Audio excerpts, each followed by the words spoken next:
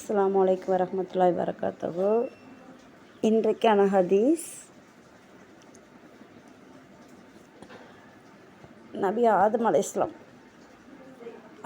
Abu Hurairah ரலியல்லாஹு அவர்கள் அறிவித்தார்கள். நபி ஸல்லல்லாஹு அலைஹி வஸல்லம் அவர்கள் கூறினார்கள், அல்லாஹ் ஆதம் அலைஹிஸ்ஸலாம் அவர்களை படைத்தான். அவரது உயரம் 60 முழங்களாகும். நீர் சென்று அந்த வானவர்களுக்கு சலாம் கூறுவீராக. மேலும் அவர்கள் உமக்கு அளிக்கும் பதில் முகம்மனை நீர் செவிமடுப்பீராக. ஏனெனில் அதுதான் உமது முகமனும் உமது சந்ததிகளின் முகமனும் ஆகும் என்று கூறினான். அதாவது அல்லாஹு தாலா சொல்கிறான், ஆதம் அலைஹிஸ்ஸலாத்தை படைச்சிட்டு அவங்கள வானவர்களுக்கு சலாம் சொல்கிறான். அதாவது அஸ்ஸலாமு அலைக்கும். அவங்க திருப்பி என்ன சொல்கிறாங்கன்னு நீங்கள் காது கொடுத்து கேளுங்க.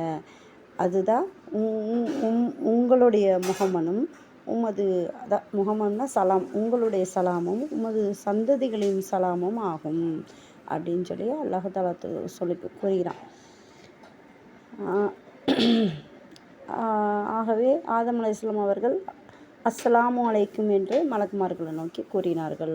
அதற்கு மலக்குமார்கள் வானவர்கள் அஸ்ஸலாமு அலைக்க வரஹமத்துல்லாஹி என்று பதில் கூறினார்கள். அவர்கள் வரஹமத்துல்லாஹி என்பதை அவருக்கு அதிகப்படுத்தினார்கள். இவங்க அஸ்ஸலாமு அலைக்கும்னு சொல்கிறாங்க. அதுக்கு வானவர்கள் அஸ்ஸலாமு அலைக்க வரஹமத்துல்லாஹி, எக்ஸ்ட்ராவாக வரஹமத்துல்லாஹி என்று பதில் கூறினார்கள், அதிகப்படுத்தி கூறினாங்க. ஆகவே சொர்க்கத்தில் நுழையும் ஒவ்வொருவரும் ஆதம் அலைஹிஸ்ஸலாம் அவர்களின் உருவத்திலே நுழைவார்கள். படைப்பினர்கள் இதுவரை உயரத்தில் குறைந்து கொண்டே வருகின்றன.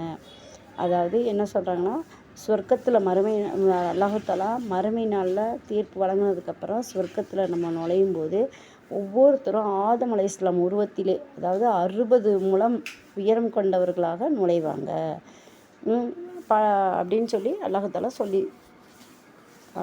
சொல்கிறான். இந்த ஹதீஸோட தரம் சஹீஹ்